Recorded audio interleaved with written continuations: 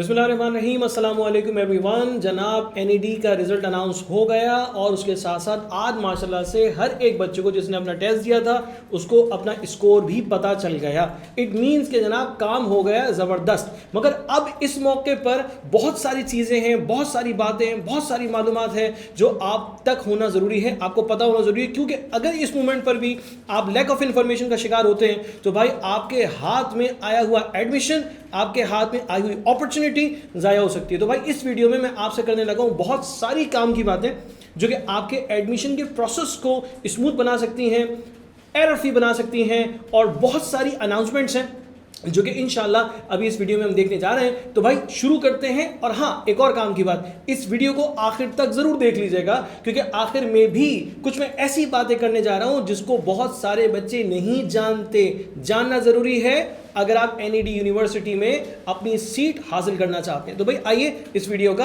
आगाज़ करते हैं। सबसे पहले आज हम क्या क्या बातें करने लगे हैं। हम सबको मालूम है कि हम एनईडी का जो एडमिशन प्रोसेस है वो तकरीबन शुरू हो चुका है और उसके बाद टेस्ट रिजल्ट्स अनाउंस हो चुके हैं। अब क्या करेंगे मैं आपको बताऊंगा। उसके बाद फिर बहुत सारे बच्चे ऐसे हैं जो माशाल्लाह से कामयाब हो गए और बहुत से ऐसे भी हैं जो कि शायद कामयाब ना हो सके। उनके लिए क्या ऑप्शंस हैं, वो क्या कर सकते हैं। भाई उनको भी तो एडमिशन हासिल करना है ना, उनको भी तो इंजीनियर बनना है, उनको भी तो अपने मुस्तकबिल को कामयाब बना लेना है। तो वो क्या करेंगे मैं इंशाल्लाह आपको इसके बारे में गाइड करने लगा हूं। कैलकुलेशन ऑफ मेरिट, मेरिट कैसे कैलकुलेट होगा। भाई मेरिट लास्ट ईयर का क्या था, इस ईयर का क्या होगा, बच्चे बहुत ज़्यादा कंफ्यूज होते हैं। तो भाई मेरिट की कैलकुलेशन भी मैं आपको अभी इस वीडियो में सिखाने लगा हूं कि आप अपना मेरिट किस तरह से कैलकुलेट करके अपने डिज़ायर्ड प्रोग्राम, अपने डिज़ायर्ड डिपार्टमेंट के हवाले से मालूमात हासिल कर सकते हैं। और उसके साथ साथ भाई बहुत ज़रूरी बातें हैं, करेक्शन। आपके अगर एडमिशन फॉर्म में कुछ करेक्शन की ज़रूरत है, कुछ तब्दीली करनी है तो कब तक कर सकते हैं, कब से करना शुरू करेंगे, ये सारी बातें अभी पता चलेंगी। उसके साथ साथ छाजों ने इस बार आप लोगों के लिए जो एफर्ट्स किए हैं, छाजों की पूरी टीम ने जो एफर्ट्स की हैं, अल्लाह का लाख लाख शुक्र है कि अल्लाह ताला ने हमें उसका एक बेहतरीन नतीजा दिखाया। क्या नतीजा दिखाया अभी तो नहीं बताने वाला, सब बताऊंगा मगर वीडियो में आगे चलकर। जनाब ओपन डे होने जा रहे हैं 13 जुलाई को।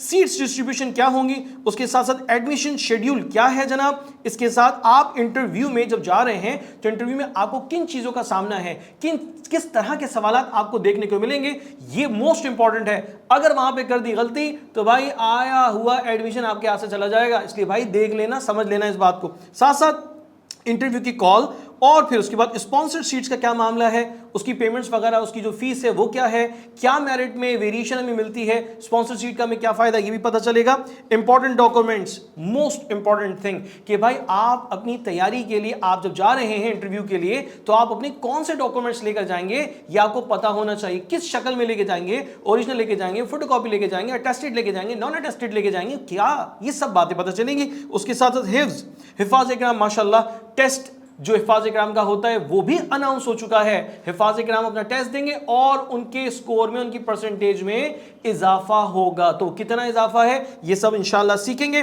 मेडिकल टेस्ट भी होगा जी। अगर आपने एनईडी यूनिवर्सिटी में अपना एडमिशन हासिल करना है तो आपको अपना मेडिकल टेस्ट भी रिप्रेजेंट करना होगा। वो कौन कौन से मेडिकल टेस्ट होंगे और उसकी कौन सी रिपोर्ट्स ऐसी होंगी जिसको आप कंसीडर किया जाएगा आपके एडमिशन के लिए। तो जनाब बहुत सारी बातें आपके फायदे की, आपके काम की, वो बताई जाएंगी। तो आइए हम इस वीडियो का बाकायदा तौर पर इंट्रोडक्शन के बाद आगाज कर लेते हैं। तो ये बात आप सबको मालूम है माशाल्लाह से कि एनईडी यूनिवर्सिटी का जो रिजल्ट था वो हमारे सामने है जनाब। 8673 स्टूडेंट्स ने इस टेस्ट में हिस्सा लिया और उसमें कामयाब होने वालों लोगों की जो तादाद है वो 6107 बच्चे कामयाब हो गए भाई।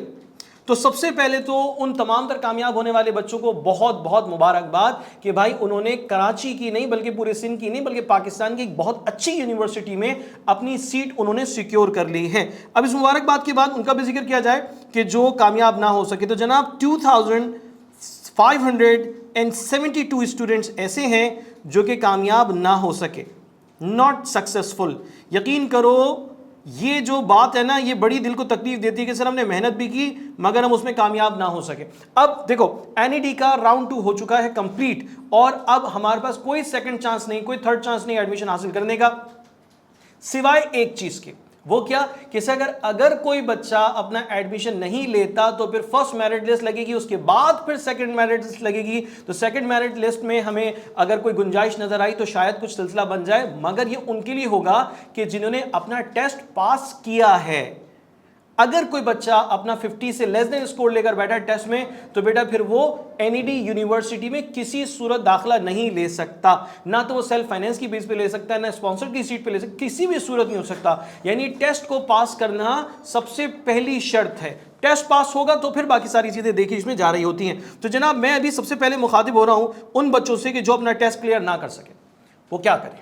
उनके पास दो ऑप्शन है। उनके पास सबसे पहला ऑप्शन जो है वो ये है कि सर हम अपने पेपर को स्क्रूटनाइज करवा लें, स्क्रूटनी करवा लें। स्क्रूटनी का मतलब क्या कि सर हम जरा मालूमात हासिल कर लें, मतलब यूनिवर्सिटी को कहें कि जनाब आप इस पेपर को रीचेक कर लें, जो हमारा टेस्ट हुआ है कंप्यूटराइज टेस्ट है उसका रिजल्ट रीचेक कर लें कि जो रिजल्ट वहां पर जनरेट हुआ वही रिजल्ट वेबसाइट पर आया है या कहीं किसी टेक्निकल एरर या ग्लिच की वजह से हमारा कुछ और रिजल्ट वेबसाइट पर शो हो रहा है। तो पहली बात तो ये है कि आप अपने स्कोर को, अपने टेस्ट के रिजल्ट को स्क्रूटनाइज करवा लें, स्क्रूटनी करवा लें। पहली तो बात ये।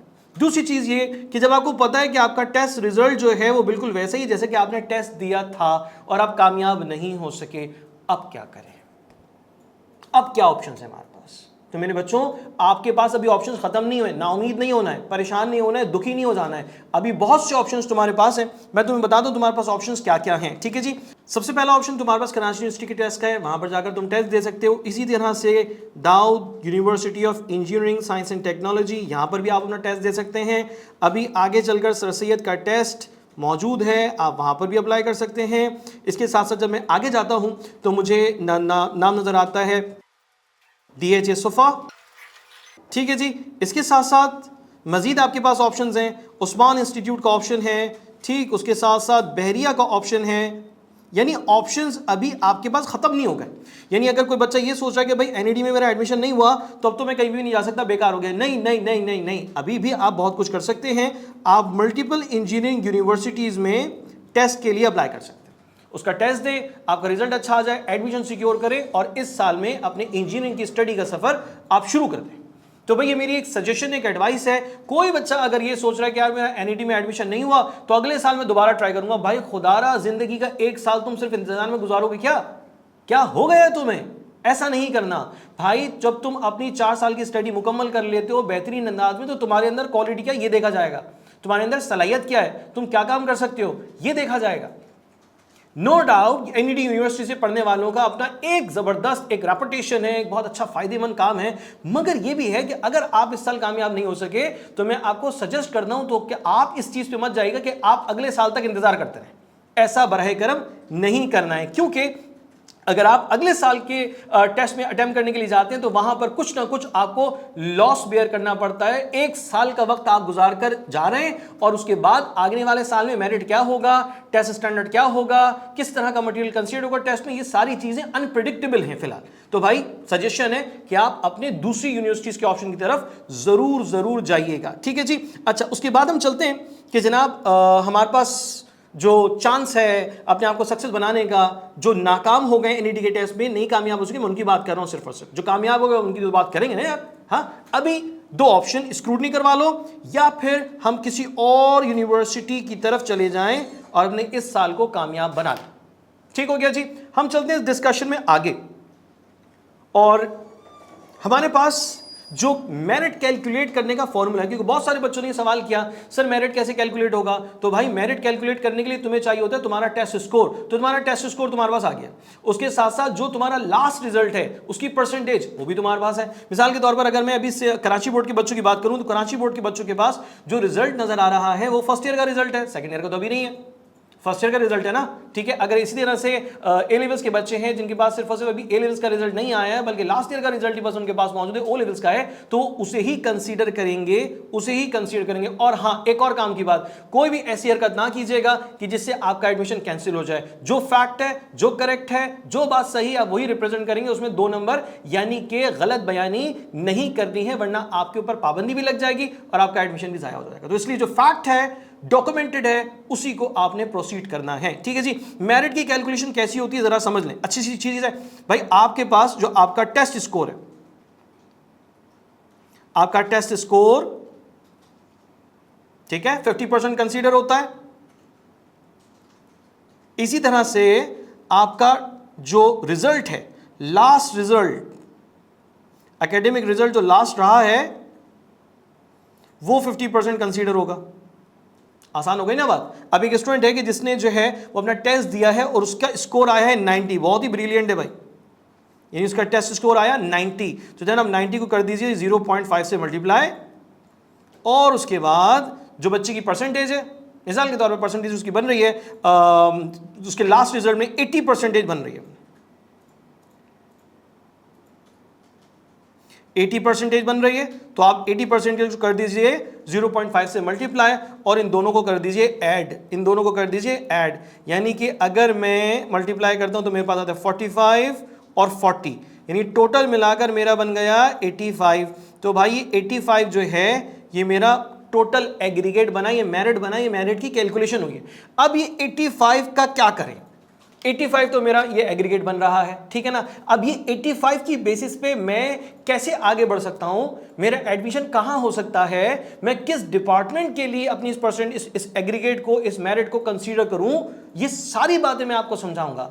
अभी मैंने क्या कहा कि जनाब कैसे आप अपना मेरिट कैलकुलेट करेंगे, जनाब मेरिट कैलकुलेट होगा इस पैटर्न पर, इस तरतीब पर, ठीक है जी। मेरिट आपका कैलकुलेट हो गया। आगे जाते हैं, और एक बड़ी अच्छी सी चीज जो भी सुनने को मिली है, और हमेशा हर साल ही ऐसा होता है, तो इस साल जो बच्चे कामयाब हो गए माशाल्लाह से, उनके लिए 13 जुलाई को ओपन डे होने जा रहा है। एनईडी यूनिवर्सिटी में ओपन डे होने जा रहा है 13 जुलाई को, ठीक है जी। ओपन हाउस डे एक कंसीडर किया जा रहा है, बनाया जा रहा है। अब उसमें होगा क्या, क्या बातें होंगी, जरा देख लेते फटाफट से।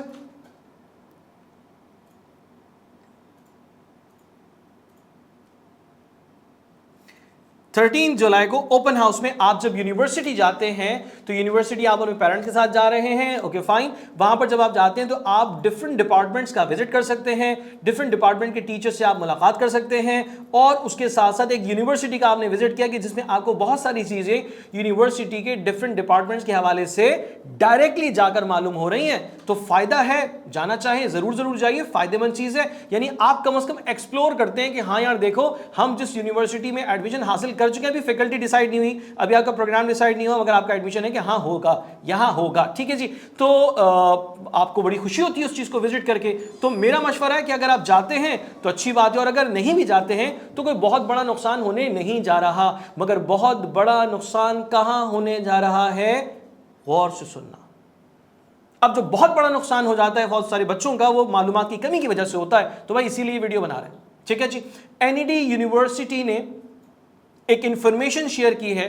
उस इंफॉर्मेशन में 1 से लेके 1800 तक जो बच्चे हैं, उन बच्चों को, जो कामयाब होने वाले बच्चे हैं, उनके लिए इंटरव्यू की कॉल, उनका डे, उनकी डेट, उनका टाइम, सारा कुछ मेंशन हो गया। यानी आपको पता होना चाहिए कि आप एक्चुअली किस तारीख को, किस वक्त एनईडी यूनिवर्सिटी पहुंचे, और वहां पहुंचने के बाद आपका इंटरव्यू हो, ठीक है। और आपसे क्या सवाल होंगे वो भी मैं बताऊंगा, मगर before that remember you have to be here at the particular time. अगर आपका टाइम 9 बजे से 11 बजे का लिखा है, 9 बजे से 10 बजे का लिखा है, तो भाई 8:30 बजे आप एनईडी यूनिवर्सिटी में मौजूद हो। और अगर आपने इस इंटरव्यू को मिस कर दिया तो बेटा इसका बहुत बड़ा नुकसान है। अगर आप ये समझ रहे हैं कि इंटरव्यू है, हाँ ऐसी होगा, नहीं भाई, इंटरव्यू में फैसला होगा कि तुम्हें कौन से डिपार्टमेंट में एडमिशन दिया जा सकता है। तुम्हारे मेरिट पे, तुम्हारे मेरिट पे एडमिशन तुम्हारा कहां बन रहा है, तुमसे प्रेफरेंस की बेसिस पे पूछा जाएगा। ओ भाई, जब तुम खुद ही नहीं होगे, तुम्हारे पेरेंट्स नहीं होंगे एनईडी यूनिवर्सिटी में, तो क्या वो तुम्हें फोन करके पूछेंगे कि बताओ भाई कहां आप एडमिशन लेने चाह रहे हैं, आप तो वाइस चांसलर के बेटे हैं शायद। नहीं भाई, ऐसा कुछ नहीं हो रहा। You have to be there at all cost, हर हाल में वहां होना है। अगर आप वहां नहीं हैं तो आपके बिहाफ पर आपके पेरेंट्स हों जो कि कंप्लीट अथॉरिटी रखते हों आपके लिए डिपार्टमेंट का इंतखाब करने के लिए, आपके लिए प्रोग्राम को डिसाइड करने के लिए। तो ये जरूरी बात है, ठीक है जी। इंटरव्यू को किसी हाल में मिस नहीं करना, और इंटरव्यू तो मिस नहीं करेंगे इंशाल्लाह, ठीक है ना जी। अब इंटरव्यू के लिए जब जा रहे हैं तो हमारे लिए क्या क्या रिक्वायरमेंट्स हैं ये भी पता होना चाहिए। अब मैं ऐसे ही मुंह उठा के तो नहीं जाऊंगा ना यूनिवर्सिटी कि जनाब वो खाला जी का घर थोड़ी है, मुझे तो वहां जाना है, अपने डॉक्यूमेंट्स लेकर जाना है, डॉक्यूमेंट शो करने हैं। अब बहुत सारे डॉक्यूमेंट्स ऐसे हैं जो कि मुझे ओरिजिनल वहां पर प्रोवाइड करने हैं और वो डॉक्यूमेंट्स यूनिवर्सिटी रिटेन कर लेगी, अपने पास रोक लेगी। कुछ डॉक्यूमेंट्स ऐसे हैं जिसकी फोटोकॉपी होगी, फोटोकॉपी अटेस्टेड होगी, ठीक है जी, वो अटेस्टेड फोटोकॉपी आपने वहां पर जाकर देनी होगी, सबमिट करवानी होगी। इसके अलावा कुछ ऐसे हैं डॉक्यूमेंट जो कि आपको बनवाने हैं, ठीक है जी। अब वो कौन से डॉक्यूमेंट्स हैं मैं भी जरा इसकी वजाहत कर देता हूं। भाई देखो गौर से सुनना, ठीक है जी। तुम्हारे कुछ मेडिकल टेस्ट होते हैं, अगर उन मेडिकल टेस्ट को तुम क्लियर कर लेते हो तो भाई फिर तुम्हारी जो इंजीनियरिंग की कोई भी ग्रुप है, कोई प्रोग्राम है, कोई डिपार्टमेंट है, तो भाई उसमें तुम्हारा दाखिला मिलना मुमकिन है। और अगर तुम उस टेस्ट को क्लियर नहीं कर पाते हो तो फिर वहां पर उस इंजीनियरिंग डिपार्टमेंट में तुम्हारा दाखिला फिर मुमकिन नहीं है। कौन से 2 टेस्ट हैं वो मैं अभी तुम्हें बताता हूं। सबसे पहला टेस्ट एक्सरे का है, चेस्ट एक्सरे होता है। और क्यों होता है ये भी बताऊंगा।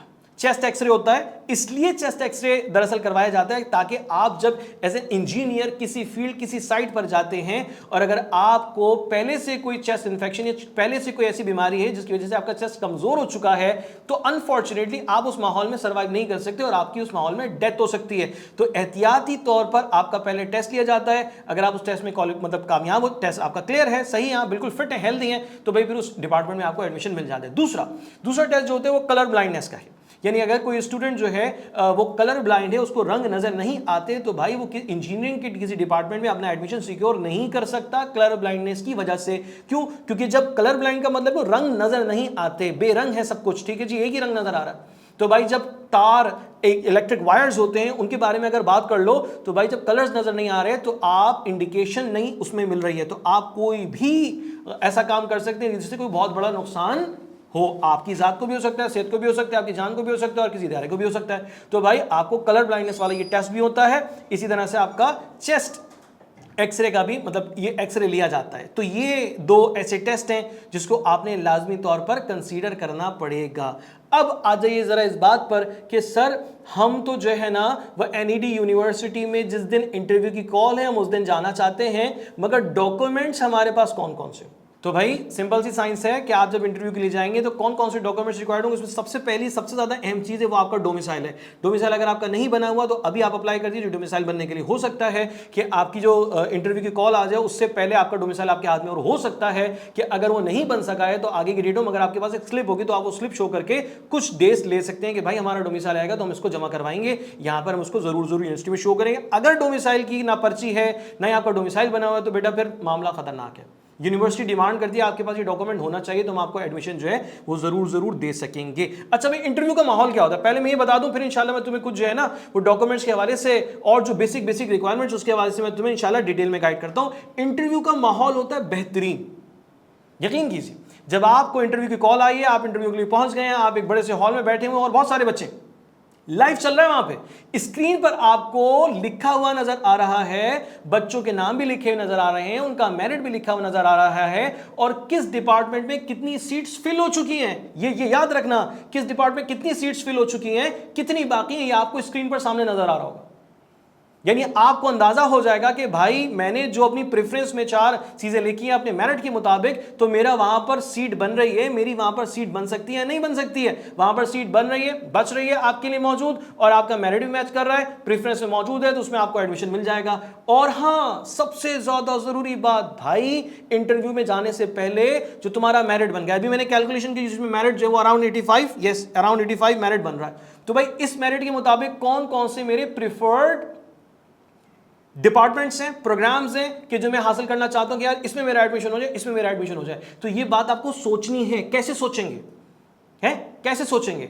इर्द गिर्द में किसी फर्ज से मशवरा करके नहीं, आपने खुद रिसर्च करनी है। और इस रिसर्च में आप सबसे पहले अपना मेरिट आपने देख लिया, मेरिट के मुताबिक आपने अपनी परसेंटेज, अपने मेरिट के मुताबिक आपने डिफरेंट डिपार्टमेंट्स की लास्ट ईयर की क्लोजिंग देख ली है कि जनाब इंजीनियरिंग ये जो मैकेनिकल है इस परसेंटेज पे क्लोज हुआ है लास्ट ईयर में, इसी तरह से जो कंप्यूटर साइंस है या सॉफ्टवेयर इंजीनियरिंग है वो इस पर क्लोज हुआ है, इसी तरह से IM है वो इस पर क्लोज हुआ है। तो आपने लास्ट ईयर की क्लोजिंग देख ली, उसमें माइनर सा डिफरेंस थोड़ी सी परसेंटेज बस बढ़ जाती है, उसको मद्देनजर रखते हुए आपने देख लेना है कि भाई 4, 5, 6 ये डिपार्टमेंट्स, ये प्रोग्राम है जिसमें मेरा एडमिशन मुमकिन है मेरे मेरिट के मुताबिक। ठीक हो गया जी, ये 4 से 5 आपने देख लिया। 4 से 5 पर आपकी बड़ी अच्छी रिसर्च होनी चाहिए, बड़ा ध्यान होना चाहिए कि भाई मेरे इस पूरी 5 जो मैंने प्रोग्राम डिसाइड किए, इसका स्कोप क्या है, इसका फायदा क्या है, इसमें लर्निंग क्या है, इसमें क्या चीजें सीखनी है। और सबसे बड़ी बात, बहुत सारे बच्चे कहते हैं सर फला का स्कोप है, फला का स्कोप नहीं है।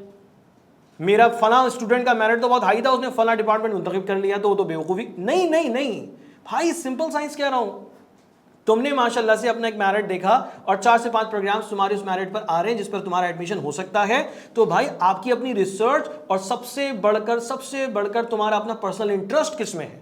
4 साल की स्टडी करना आसान काम नहीं, आंसू आ जाएंगे अगर तुमने उस चीज को मुंतखब नहीं किया जो तुम्हारा शौक है। तुम्हें अगर कंप्यूटर में शौक है तो तुमने कंप्यूटर पे किया, अगर तुम इंजीनियरिंग साइड पे जाने चाहते हो तो उसको सिलेक्ट करना।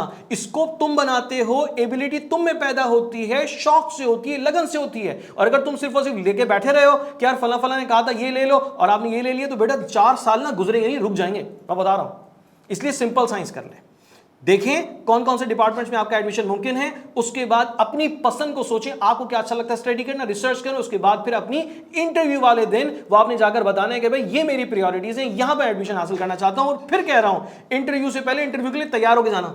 तैयार होने का मतलब ये नहीं है सूट बूट में जाएंगे और पैंट टाई सब कुछ पहन के जाएंगे। तैयार होने का मतलब है तुम्हें नॉलेज होनी चाहिए, जिस चीज को तुमने प्रायोरिटीज में रखा है, हाँ, उसका तुम्हें पता तो हो। और प्रायोरिटी लिस्ट कह रहा हूं, प्रायोरिटी का पार्टिसिपेंट नहीं कह रहा। एक को डिसाइड करके मत बैठ जाना, 1 2 3 4, कम से कम 4 अपनी प्रायोरिटीज में लेके जाना, ताकि वहां जाके जो है ना वो सोचना ना मिले। सोचने का टाइम नहीं है, वहां जाके फैसला बता देना भाई मुझे तो इसमें चाहिए। ठीक हो गया जी। तो बेसिक बातें भी जरा समझ में आ गई हैं। और बेहतरीन चीज जो मैं अभी तुम लोगों के साथ शेयर कर रहा हूं, भाई छाजाओं की टीम ने माशाल्लाह से जबरदस्त काम किया। और छाजाओं को यूज करने वाले जो बच्चे, मैं कहता हूं सलाम है यार किसी पे। 60,000 टेस्ट अटेम्प्ट हुए हैं सिर्फ और सिर्फ एनईडी की प्रिपरेशन के लिए। जस्ट इमेजिन कि बच्चों ने छाजाओ एप्लीकेशन पर बहुत रिलाई किया, भरपूर इस्तेमाल किया। और मैं कांग्रेचुलेट कहता हूं हर एक बच्चे को जिसने माशाल्लाह छाजाओ ऐप को इस्तेमाल कर कामयाब हो गया। 60,000 टेस्ट अटेम्प्ट किए, ये मामूली बात नहीं है। ये तुम्हारी तैयारी के लिए एक बहुत बहुत अहम चीज है। और इंशाल्लाह मुझे यकीन है रब की जात पे कि बहुत बड़ी तादाद बच्चों के भी ऐसी नजर आने वाली है जिन्होंने ना सिर्फ ऐप को इस्तेमाल किया बल्कि एनईडी में अपना एडमिशन सिक्योर किया। ठीक है जी। सो कांग्रेचुलेशन टू देम ऑल। अब मैं तुम लोगों को लेके जाता हूं उस डिटेल पर, उस चार्ट पे कि जिसमें तुम्हारे लिए काम की बातें, तफसील की बातें मौजूद हैं कि जो तुम्हें लाजमी तौर पर याद रखनी है। ठीक है जी, चले चलते हैं। तो जनाब हमारे पास एक डिटेल मौजूद है कि जिसमें सबसे पहले तो जनाब आप ये जान लीजिए कि आपका मेरिट कैलकुलेशन कैसे है, वो आप लोगों ने जान लिया। उसके बाद कौन से डॉक्यूमेंट्स आपको लेके जाने हैं, ये बहुत इंपॉर्टेंट बात है जो मैं तुम लोगों के सामने हाईलाइट कर रहा हूं। ठीक है जी। लिस्ट ऑफ डॉक्यूमेंट्स क्या क्या है जनाब। सबसे पहले जो चीज रिटेन होगी यानी यूनिवर्सिटी अपने पास रखेगी, ओरिजिनल लेके जाना है। क्या बताता हूं, जाहिर सी बात है यूनिवर्सिटी जब तुम्हारा एडमिशन ले रही है तो तुम्हारे इंटर के डॉक्यूमेंट्स को होल्ड करेगी। ठीक है ना भाई। सबसे पहले क्या जनाब, एप्लीकेशन फॉर एडमिशन, ये आपका फॉर्म रिटेन होगा। ठीक है जी। ये प्रिंटेड फॉर्म में आपने लेकर जाना होगा अपने पोर्टल से, आपने उसका प्रिंट लेकर जाना होगा। ठीक है जी। उसके बाद एसएससी इक्विवेलेंट सर्टिफिकेट की फोटोकॉपी, अटेस्टेड फोटोकॉपी है, मतलब कि आपने किसी 17 ग्रेड के गवर्नमेंट ऑफिसर से उसको अटेस्ट करवा लेना है। उसके बाद जनाब एचएससी और इक्विवेलेंट मार्क सर्टिफिकेट, ये भी लेके जाना है और ये गवर्नमेंट ये रिटेन करेगी यूनिवर्सिटी। ठीक है जी। उसके बाद अगर आपने ए लेवल से दिया है तो जनाब उसके बाद आईबीसीसी इक्विवेलेंट सर्टिफिकेट है, वो रिटेन होगा। और सिर्फ ओरिजिनल नहीं बल्कि उसके साथ 2 फोटोकॉपीज लेके जाना है भाई, कोई बेवकूफ़ी मत करना। ठीक है। उसके बाद फिर डोमिसाइल वहां पर जमा होगा। उसके बाद एफिडेविट क्या है, एफिडेविट आपको एक डॉक्यूमेंट मिल जाता है किसी भी ऐसी शॉप पर कि जहां पर जो है ना वो मुख्तलिफ डॉक्यूमेंट्स होते हैं। तो जो फोटोकॉपी शॉप अमूमन जो होती है ना वहां भी मिल जाता है। तो वो एक एफिडेविट है कि जिसमें आपको जो आप कहते हैं कि जनाब मैं किसी भी पॉलिटिकल और रिलीजियस एक्टिविटी में और किसी पॉलिटिकल पार्टी में मैं शरीक नहीं हूँ, ये एफिडेविट आप जमा करवाते हैं। ठीक है जी। CNIC या बे फॉर्म 2 फोटोकॉपीज आपको लेके जानी है। ओके जनाब। हिफ्ज़ कुरान, जो कि हाफिज़ कुरान है भाई, अभी बताया है कि 11 तारीख को उनका टेस्ट होने जा रहा है। 11 तारीख को उनका टेस्ट होने जा रहा है, तो भाई उन्हें मौजूद होना होगा। उसके बाद उनकी जो सनद है जो वफाकुल मदारिस से उनको इशू हुई है जनाब, वो रिटेन होगी, रखी जाएगी यूनिवर्सिटी की तरफ से और उसकी 2 फोटोकॉपीज भी ली जाएंगी आपसे। तो भाई हाफिज़ कुरान जो भी हो वो ज़रूर लेके जाइए। ठीक है जी। अगर किसी ने माइग्रेशन की है तो माइग्रेशन सर्टिफिकेट चाहिए होगा, दरकार होगा। ठीक है जी। अभी मैंने आपसे जिक्र किया था कि जनाब आपका मेडिकल फिटनेस टेस्ट जिसमें आपको दरकार होगा क्या, जिसमें आपको दरकार होगा चेस्ट का एक्सरे है और उसके साथ साथ मजीद 2 पासपोर्ट साइज फोटोग्राफ्स हैं और मैट्रिकुलेशन सर्टिफिकेट जो है वो भी चाहिए होगा, अटेस्टेड फोटोकॉपी के साथ चाहिए है। ठीक है जी, ये तो रिक्वायरमेंट हो गई, बेसिक बातें हो गई। अब जरा आ जाओ और काम की बात पर, जरा ध्यान से सुनना। यहां पर तुम्हारे सामने अभी स्क्रीन पर क्या मौजूद है, यहां पर तुम्हारे सामने स्क्रीन पर कुल 1800 स्टूडेंट्स के बारे में डिटेल मौजूद है। ठीक है, 1800 बच्चे नजर आ रहे हैं ना, ये देख लो जरा।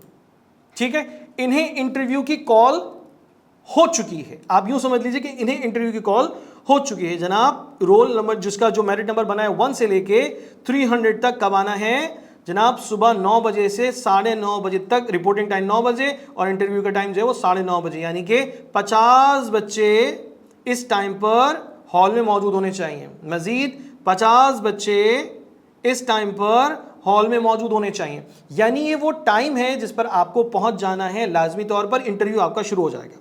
ठीक है जी, उसके बाद ऐसी तरतीब, यानी कि 26 को इंटरव्यू है, उसके बाद फिर 29 को इंटरव्यू है, उसके बाद फिर 30 को इंटरव्यू है और उसके बाद फिर जो है 31 और 1 और 5 तारीख को इंटरव्यू है, जिसमें 1800 बच्चों से तमाम तर जो मालूमात है वो जरूर हासिल हो सकेगी।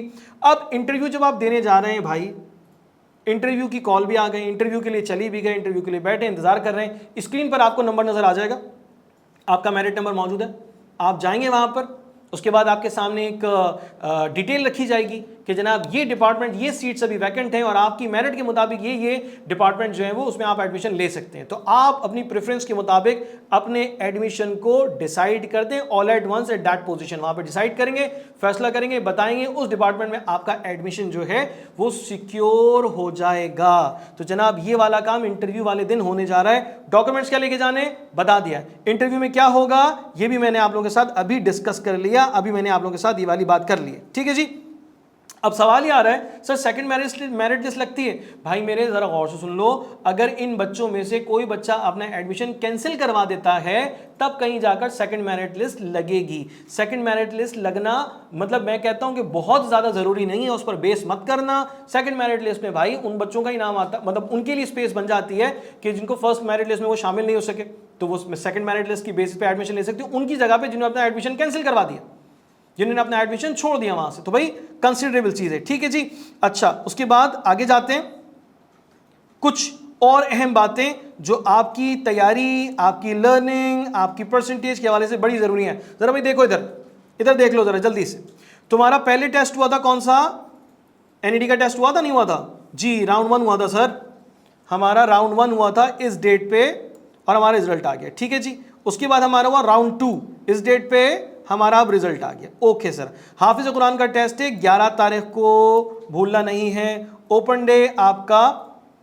जी, ओपन डे जो है वो 13th को है, यहां पर कुछ ना कुछ डिटेल में थोड़ा सा मुझे मिसहैप लग रहा है, देख लीजिएगा। अच्छा बहरहाल उसके बाद फिर इंटरव्यू आपके जो शुरू हो रहे हैं, इंटरव्यू का आगाज जो हो रहा है वो हो रहा है कब से जी, इंटरव्यू की कॉल आना शुरू हो जाएगी, आप लोगों को कंफर्म कर दिया जाएगा, मगर जो एक्चुअल जो यहां पर डिटेल नजर आ रही है वो आपके सामने है।